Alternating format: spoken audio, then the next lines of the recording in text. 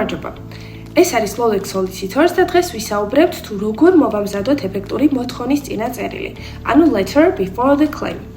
საბიზნე აუდიტორია, მცირე და საშუალო ბიზნესები, ინდივიდები და შიდა იურისტები, რომლებიც განიხილავენ სამართლებრივი ნაბიჯების გადადგმას. სანამ ვინმეს უჩივლებთ, უშუალოდ ინგლისსა და UL-ში შეჩერდით, რადგან შესაძლოა მხოლოდ ერთი ძლიერი იარაღი დაგჭირდეთ, რომ მიიღოთ შედეგი.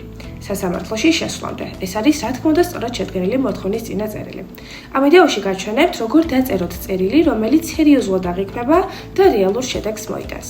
მოთხოვნის წინა წერილი ან მეორენაირად პრეცედენტული წერილი უბრალოდ ფორმალურობა არ არის. სამოქალაქო საპროცესო წესების მიხედვით ის სავალდებულოა უმეტეს სამოქალაქო დავებში.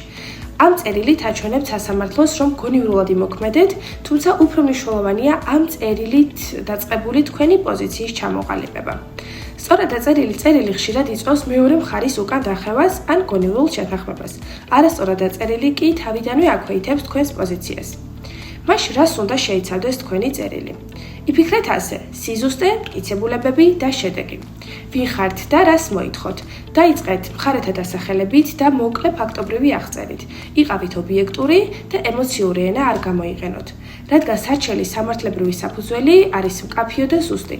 მომხმარებელი ფულია, ეს არის არაკონკრეტული, უკეთესი ვარიანტი არის, რას ეხება უშუალოდ სარჩელი, დადებული თარიღი ხელშეკრულების, ასევე კერძოდ საქონლის მომსახურების მიუწვდებლობას ეხება ეს თუ ასე შემდეგ.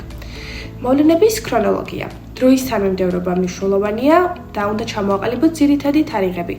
ელფოსტები, ზარები, ყველაფერი, რაც აჩვენებს, რომ გონივრულად მოქმედებდით. მტკიცებულებები დაასახელეთ, რომელი დოკუმენტებით ამყარებთ თქვენს პოზიციას და სურვილისამებრ დაურთეთ წერილს.